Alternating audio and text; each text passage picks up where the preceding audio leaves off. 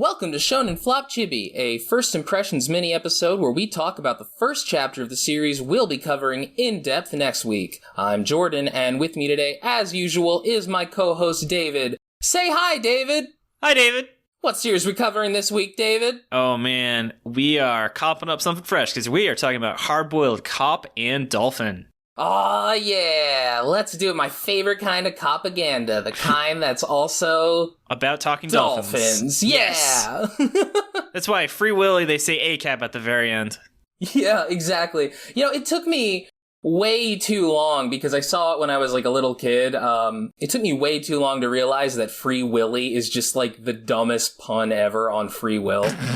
Like, oh god. About your willy, your pee-pee. Free the willy. Yeah, exactly. Yeah. It's like free the nipple, but free the willy. Oh my god. There was almost some free nipples in this series. So do you want to... Yeah, there was, wasn't there? Yeah. Oh boy. Oh man.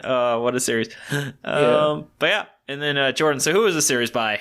Oh, the series was by a guy named Ryuhei Tamura, or Tamura Ryuhei, depending on what country you're in, I suppose. And the run dates were June 27th, 2020 to June 21st, 2021. So almost a full year. This was a fucking long series, and we usually don't do this, but you can't say no to a great guy like Joey, where this was 47 chapters. I think only Mitama Spirit Busters got like a longer run that we've done. Wait, how long was Samurai 8 or Robot Laserbeam? Ooh, I don't know. Yeah, Robot Laserbeam might have been longer. We're going to check the records. I can check right All right, cool. now. Let's see. Robot X Laserbeam. It was 7 volumes, so it's definitely longer than this.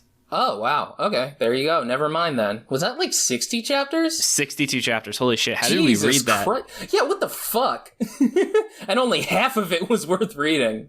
And Samurai 8 was 43 chapters. So yes, this is the second longest series I think we've ever read. How long was Spirit Busters? It was 5 volumes, so it was definitely about the same length. It's around that length, though. It is definitely one of the... It's like in the... At the very least, it's in like the top 5 longest series we've ever read on this show. Yeah, it's just... Let me see. It was 50 chapters. So yes, actually, this is the third longest series we've read. There we go. All right, we got the official numbers now. Awesome. Yep. Hopefully less racist than Robot Laserbeam. I was just gonna say, at the very least, hopefully it does not become unbelievably racist out of fucking nowhere like Robot Laserbeam. Imagine a character and he's like, all dolphins are equal, but some dolphins are more equal than others. And the dolphin that said that is just like the most racist caricature of a black person you've ever seen in your life. His name is George Orlando. Oh man, I don't even want to say what I think his name would be, because that would just... Oh, I'm not even going to go there. Yeah, all right. Yeah, let's not get you canceled, bud. Let's not get me canceled. Anyway, you cool if I go into the plot summary for this chapter? Absolutely. Lay it on me, Daddy-o. Oh, yeah, baby. We're gonna go right on... Whatever, fuck it. Officer Boyle Samejima is a hard-boiled cop in a soft-boiled world.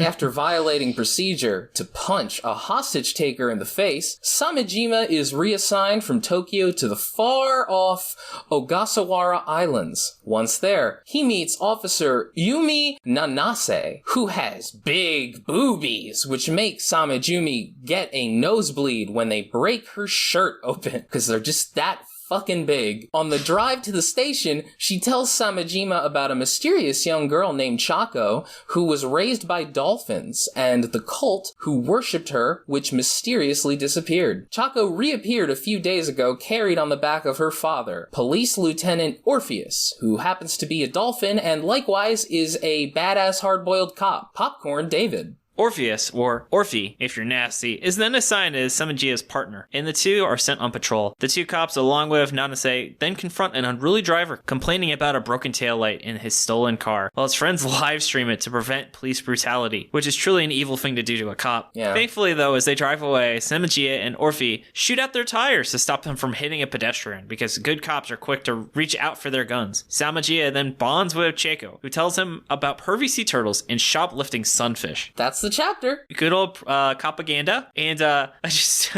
realizing the character's name is Boyle just makes me think of Brooklyn Nine-Nine, so maybe that's the cover parody. So yeah, what were your first impressions, David? I really, really enjoyed this series. This is probably one of my favorite first chapters where I have some negatives for sure, but the positives drastically over where, like, this art is very good. It's got backgrounds, which is amazing because a lot of the series we've read just don't. The art, I mean, isn't the best art I've ever seen, but definitely I think it isn't something that I'm going to be too concerned about the quality of the art. It is extremely serviceable. It does everything it needs to do. It's not going to blow you away, but it's very solid, and it's very good for what it is. I really just don't have any complaints about the art. I assume consistency will be a strong theme of the art in this series. I hope so. I would love it if it maintained this style and this quality throughout the whole thing, because this is some solid shit. Exactly.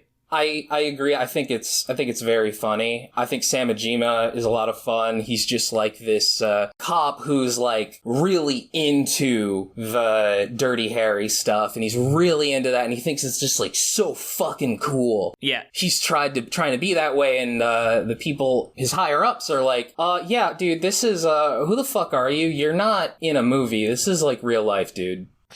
I really love that approach, how it's just constantly making fun of those tropes. Like, I also noted just Dirty Harry, and he's like, I'm so hard-boiled. My inner monologue box is a blood spatter. And people are like, oh, why is he smoking? That's gross. And like, he's not that cool. And I appreciate this as a series that actually is doing a parody in a competent way, because as we've talked about, we've read some really just not funny parodies before.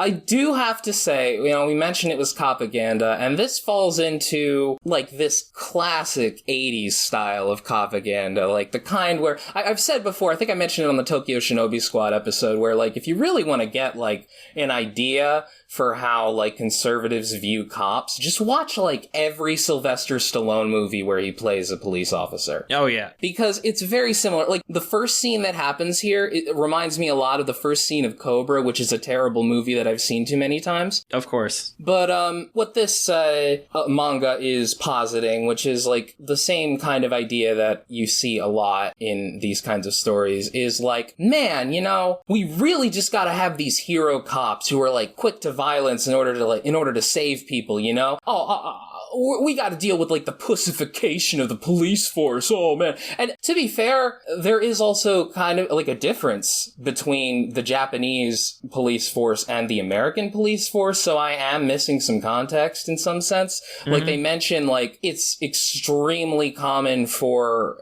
Japanese police officers to simply never fire their guns, which is not something that you can really say about American cops as much, but it is an ideology that rubs me the wrong way. And I'm just going to say that so that I don't spend the entirety of the episode talking about it. Yeah, I think we've talked enough about the propaganda part of it, and we'll see if it becomes a major issue. But so far, this guy definitely likes his cops, but we'll see if it gets into really bootlicking territory.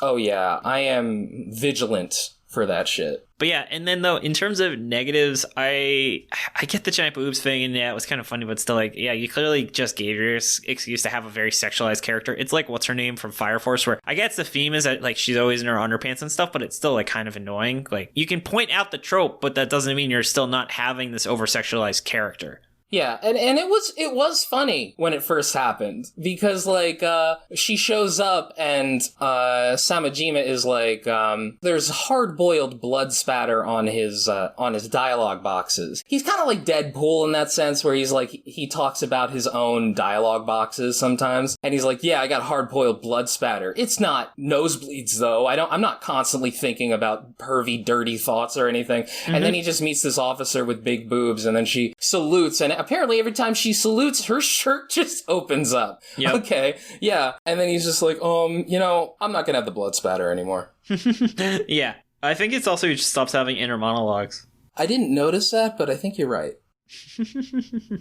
I think also just another thing was the whole car report thing was kind of stupid. Like, why was he, like, worried about reporting it if he stole the car? I guess it was so they could record a viral video. Yeah, it was very weird. It was just like, dude, if you stole a car, don't fucking talk to a cop. Like, avoid cops as much as you possibly can. What the fuck is wrong with you, you idiot? Yeah. That just felt like the whole, like, video thing just felt very, like, added on, like he just wanted to force a message, and that was like, it just seemed very weird. And maybe it was like, if this chapter had only been 30 pages, it would have just been a stronger chapter. Yeah, and that moment is honestly what got me really worried about the ideology here, because it was very clearly a message saying, like, yeah, people who live stream cops and goad them into police brutality are bad people. And it's like, well, I think you're kind of presenting it. You're very clearly attacking like a straw man here, man. Like, this is not great. But the actual execution is pretty funny. I do also want to say I like Chaco. I think she's really cute. Yeah. Oh, that was it? I was waiting. Okay, yeah, it's completely understandable. And then lastly, though, I think just I'm a little concerned about what the direction or point of, more like porpoise of the series is, because here's the thing, it seems to sell itself as a traditional like shonen manga, not like a comedy series. And so that's what makes me concerned, is that the series needs to have like a plot. It needs to go somewhere. It can't be like High School Family where they can just have 15 pages of jokes, because that's just not the tone this series seems to be going for. Yeah, the tone is a little bit hard to grok just from the first chapter. A lot of it is just goofy, silly stuff. Like the girl's boobs popping out. That was funny. Yeah, it was really funny, actually. Really funny. But there are some more serious things going on, and I'm a little cautious about how these two tones are going to clash. I completely agree. What do you think will happen next, David? Oh my goodness. So I think we're going to meet Poseidon, like the god of the sea. I think he's going to show up and be a character. For the record, I would like to say that in the notes section, David wrote this as we meet Poseidon. Whatever. My next one is there will be shark people that are bad guys. Ah, and the racism metaphor. Yep. And then finally, I think they're never going to explain why Orphe is just like a talking dolphin person. I would love it if they just didn't. I think that'd be funny. Yep. And then how about you, Jordan? What are your guesses? Orphe is going to disappear and leave Samejima to take care of Chaco, because I really think that this series is exploring Samejima and Chaco's relationship. I think that's the point of it. Like, all the promotional material just has them. Like, Orphe's nowhere to be seen. My second guess is that the cult disappeared because they all turned into dolphins. And my third guess is that Samejima turns into a shark, because Chaco specifically mentions to Samejima, hey, you're kind of like a shark. Isn't like the kanji in your name kind of like shark? Which it might be. I don't know anything about kanji. They could have named him something like to have made that joke work better, but it's like, whatever. Whatever. Oh, you mean like Boyle? I love that. They could have called him they could have called him Sharkajima. Maybe that is what the pun is in Japanese. But yeah. It's not something that I could pick up on. Yeah, fucking Officer Boyle. God, I miss Brooklyn Nine-Nine. That had a really strong last season. I was impressed. I should watch it more. I've only seen clips, but it's really funny. Oh, yeah. I just love how every time they have like a cutaway, instead of like a noise effect, they use a walkie-talkie sound. That's cute. Yep, you're cute. I can't believe you're coming on to me like this in the middle of... Oh, man. You know what else is... Jordan, would you read 10 more chapters of the series? I would. Yeah. No, I think this was a very enjoyable first chapter. Ideology issues notwithstanding, this was a lot of fun to read. Yep. No issues. And then Joey, if the series is a painful remaining 46 chapters, I'll send you my hospital bill. I was like, what's something mildly threatening that's not actually threatening? I will be very disappointed. You don't want to disappoint David. Yes, I'm gonna tell your mother that you made me read this series. David's going to send you a picture of him making, like, the most disappointed face he can make, and it's just going to make you feel real sad. Yeah, big sad. Yeah, don't do that. Don't do that to yourself. No. And then, David, what is your power word? I decided to go with a pun, and I said excellent. It took me a second to get that pun. Yes, you were like, David's fucking up his spelling again. No, I knew it was an egg pun. I was like, egg. Oh, yeah, hard-boiled. Because, it's hard-boiled, and then I actually liked the series. I thought it was pretty good. So I'm looking forward to reading the remaining 46 chapters. And then how about you, Jordan? Mine is fishy, because there's a lot of fish, and I'm worried about what its point is. Oh, God, that's true. All right, and then Jordan, shall we turn it to the Q&A? Let's fucking do it, man. All right, let's do it. So I want to give a shout out to everyone who submitted their questions. We've been getting a ton of questions, so we really try and go through them as best we can. Just as a reminder, really the way we prioritize things is, first of all, If you are a patron of King of the Forest or higher, you of course get hired priority. If this is your first time asking a question, and then after that, if really you haven't had a question answered in the last 4 or 5 episodes, yes, I've literally built an Excel sheet that actually analyzes the answer, like the number of questions to ask, the answer rate, and then when they were last answered, so we can flag the people that are most in need. And if you are interested in submitting us a question, you can do so in the Shonen Flop Discord, where we have a dedicated question asking. I will note we also have a dedicated suggestion thing. So also, if you want to ask us, will you cover X series, just feel free to post it there. And if you want us to explicitly cover a series, then you can do that through the power of being a Chainsaw Man patron, as we have done for Marty when we covered Iron Knight. Power of the chainsaw Compels you. The saw is the law.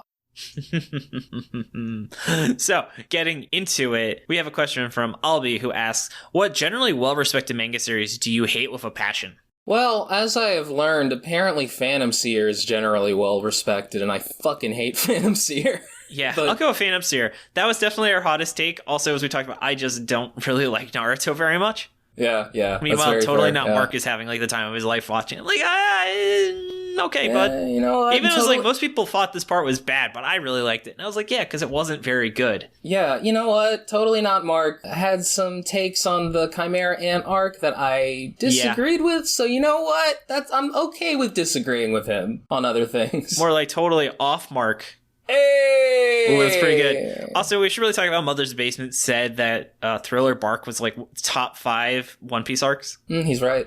I had a discussion with him about that on Twitter. Anyway, he hasn't watched G8 though, so I asked him if he'll watch that and how he would rank that with the canon material, because that is like one few pieces of filler ever created for an anime. Gee, it was fun. Yeah, apparently it was supposed to be a movie, which actually would have been really cool. That makes sense, yeah. Next question, though, is from Mr. Jones Golding, and they ask, are there any good manga that you would be more appreciative to after having read so many mediocre bad series? You know something? It's funny that you mentioned Naruto, because like last episode I said like, oh, Naruto started like shit, but then I thought about it after you guys dogpiled on me, and like, no, actually Naruto starts out pretty fucking well, actually. Like the first chapter, I still remember it pretty solidly, and when I compare it to the other first chapters of that we've covered on here, like, no, it blows it out of the fucking water. I mean, Naruto up to like the end of the Chunin exam is extremely strong. Like, it's probably on par with like One Piece and Hunter x Hunter, and then yeah. At least on par with Bleach. I mean, what would you say? Like, what's better, up to the end of the Chunin exam or the end of Soul Society? Which two do you prefer more? Well, the end of Soul Society is like significantly longer than the end of the Chunin exam, because that shit goes on forever. But that's fair. You know, it's tough. Like, I have more stronger memories of Soul Society, but I think the stuff that happens in the Chunin exam is just way better paced. It's just way more well put together. Bleach, as has been discussed many times by many people, has an issue of just where it's just not put together very well. Yeah. So I would say the Chunin exam, yeah. Yeah, I would agree. I actually, though, would say I think Zipman is definitely a series that's gained a lot of points since we've read it, where we really thought Zipman was below average the quality of a lot of series, and I still think it is a flop. Like, I did drop it in real time, but we have truly seen what it means to be a bad Shonen Jump series. No, Zipman is like a top-level flop. Like, it is like on the cusp, you know? There's some really well-done shit in there that every other series just fucking fails at miserably. Yeah, like, we didn't know there were series that had bad writing and bad art, while Zipman has extremely strong art. And just middling writing. Not even, like, trash writing, just, like, middling. Exactly. Man, that was a really fun question. Thanks for asking it. Next one is a combination question, because 2 people kind of asked us the same thing. So we're combining T. Wolfwood and ZZ Digital. Yeah. So they ask, how far ahead do you record episodes before posting them? And how long does editing an episode take on average? So really, our average workflow is we have about 8 days where we usually record the episode the Sunday before the episode comes out the following Monday. This can be plus or minus, a day. Sometimes we record on Monday. Sometimes we record the week beforehand due to scheduling or vacations, what have you. But that's typically our standard, is we record the Sunday for the following Monday. And then we record at the same time, 1 p.m. Eastern, usually for Chibi and regular episodes. And then the Patreon bonus is really just when we have an opening in our schedule. So like a Friday afternoon, or right now is a Saturday. And then the process is for the main episode, I edit it. It's about 8 hours to edit a main episode where I listen to it twice. Usually my first pass is I do a track alignment where I'm just taking out any redundant audio, bad takes, or if someone said something it really just didn't add to the episode, and making sure all the audio is aligned so no one's talking over each other. And then I do like a polishing pass from getting rid of all the any background noise, and really making judgments about like what scenes, like getting deleted scenes that we put on the Patreon, and usually cutting out about 20 to 30 minutes, because one of our policies when we record a main episode is I literally set a timer for an hour and 20 minutes, and that's how long we want the recording, because it takes about an hour for every 10 minutes of raw audio. So going past that, it just becomes too difficult to edit the episode in a reasonable time frame. And then Jordan does perhaps the most important thing, where he does a final pass. Just, after you've listened to the same audio twice, it's easy to miss things and sometimes identify redundancies where someone maybe said something during the positives and then mentions it again as a miscellaneous file. And you're like, oh, I can cut one of these. That it's just hard to remember when you're listening to it for the first time. And then we flip that process pretty much for the Chibi, where same thing. Jordan handles the editing of the Chibi. He also handles really editing the Patreon content, just because the Chibi is a lighter lift. Yeah. For instance, the Dan to Dan episode that just came out, that was really his baby. And then likewise, I just do a final polishing where I spend like an hour just cutting maybe five-ish minutes from, the 30-ish minutes of audio. And then when David sends me his edited main episode, I typically go through it and just kind of move things around so that they flow a little better. I cut out like a little bit of extra space and stuff like that. But like, the heavy lifting was already done. But yeah, that's pretty much our process. Thanks for asking that. And we actually have a Shonen Flop editing guide, which I've posted a few times, but if people want, I'm happy to. I'm actually always constantly keeping it updated as I try new techniques, and that's been a really awesome process. I've collaborated with some other people in the podcasting world, like Dylan from Anime Out of Context, Cabaret of Dr. Mystery as well. So shout out to them, who've really also been a big help of me being able to improve just the audio quality. And hopefully the episodes have been sounding better as time goes on. I know certainly they do. Compared to our first episode, at least, Yeah, exactly. So the next question is also from ZZ Digital, where they ask, Jordan, would you eat a devil fruit? You can't specifically pick one, but as he asked, but I will say, if you would say no in a vacuum, is there anyone you would be willing to eat if you knew what the fruit was? I would eat a devil fruit because I don't swim that much. I mean, cool, I can get a cool power, and it won't really affect my life that poorly, Yeah, it's worth the gamble. Having superpowers, fun stuff, and swimming's not that important. Yeah. Okay, and then our last question comes from Weeaboobs Ash, who asks, if a battle royale started with all the shonen protagonists from all the flop series, who would win and why? This is a hard question. I have a couple answers. My immediate answer is, well, obviously it would be Jim Naruto because he's just really cool. Yep. But then I kind of realized, no, what would actually happen is the Royale would start, and then the King of the Forest, Morriking, would bring everybody under his rulership and show them that fighting is unnecessary. Are you sure it's not the protagonist of Iron Knight and then they found Israel? You mean Red Sprite? Of Red Sprite and then they found Israel. I think that even the protagonist of Red Sprite would be charmed by Morriking. That's fair. I was actually thinking, who would last probably a really long time? Who? The protagonist, Teenage Renaissance David, because he would just pretend to be a statue. Yeah. My other idea was that Heidi from fucking Hungry Joker would just pull some superpower out of his ass and just win somehow. Oh yeah, didn't he became kind of omnipotent at the end? So actually, he might be the most powerful protagonist of any of these series by the end of the series. Yeah, pretty much. Or like, shit, what even happened in Samurai 8? It's like the ending of Madoka, where he's just like part of the universe now. Yeah, it's not so much that he would win as much as he has evolved past the need for any sort of conflict. Yeah, that's true. The Candy Flurry Girl would also do really well. She would. Why don't we'll just go from the top. I feel like this could be a special in itself, but we'll just go through this real quick. Like, would they make it to the finals? So we'll say Zip Man, yes. Yeah. Golem Hearts, no. No. Robot Laser Beam, no. Beast Children, no. Guardian of the Witch, no. No. Dark Mage. That's literally what he does is fight. Yeah, I think Dark Mage would be alright. He's literally designed for this. Yeah. SWAT, no. Samurai 8, let's just not consider him because he's pretty much God. Yeah. Mashal, we'll skip. Ooh. Yeah, Mashal's not a flop. That's not a flop, yeah. Bone Collection, no. Nate, well, In her, They lost their powers at the end of that series. Oh yeah, you're right. Okay, Mitama Security, no. No. Stealth Symphony, he's dead anyway. I can't remember the powers in that series. They were very complicated. Yeah. Let's see. Hungry Joker, yes. Yeah. Oh, Time Paris Ghost Rider, definitely not. Barrage. Yeah, sure. Sure. Yeah, whatever. Jim Naruto, yes. Yes. Neolation, no, because No. not all of them have cell phones. Yeah. Beachy, yes? I guess? Maybe? I don't know. Ozu, no. No. Blood Oath, no. Mm-mm. Morking, you said he goes for the diplomatic victory. Yeah, and I think he nails it. Yep. Double Arts, no. No. Cool Shock BT. Actually, Morking versus Cool Shock BT. That would rule. I would love to see that. All right, yeah, but I think BT just he's not smart enough to overpower some of the actual people legitimately powers. Yeah, I think BT would constantly be trying to trick Morking, and it just didn't work. He would just tell him cool bug facts. Yeah. Oh, I love that meme where it's like, cool bug fact. You came from the void. Why do you fear returning to it? Exactly. Yeah. Yeah. All right. Let's see. Godspeed, no. Teenage. Would he? Godspeed? Oh, fuck yeah! Doesn't he? Yeah, I think Godspeed would. I think he'd make it. Yeah. Teenage Renaissance David. I legitimately think his strategy would work. I don't know if he's smart enough to do that, but if he did, I think he could at least make it to the top 10. Well, I don't know if he knows he's a statue. That's true. Hell Warden, no. Itel C, no. No. Red Sprite, yes. He's got legitimate powers. He does. I think he would put up a fight against Jim Naruto, so I'm saying yeah. Okay, Double Tie, say no. No. There's Shogi. Yeah. Bill King, no. No, fuck that.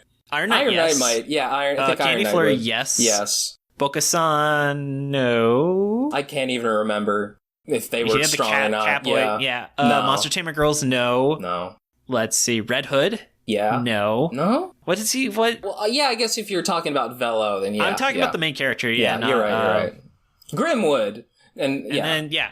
And so would Debonair. Debonair would do really well. Debonair would actually win. She would actually kill a lot of people. Win. Yeah, a 1500 Fahrenheit is very hot. Yeah. I could see her fighting the Candy Flurry Girl, just melting all the candy. Oh, God. It's not Debonair who would be the rep, unfortunately. Unfortunately, yeah. But yeah, man, that was a really fun question. Yeah, thanks for asking. We should do a special where we do like really difficult questions in that. Brackets? Yeah, where we actually like think this out. Maybe that would be a good piece of Patreon content, is doing like these high concept, but that's the problem is like if you're asking a question like this, you're not a patron, you won't get to hear what the answer is, which is kind of like, hey, you want to pay us to hear what we thought of your really cool question?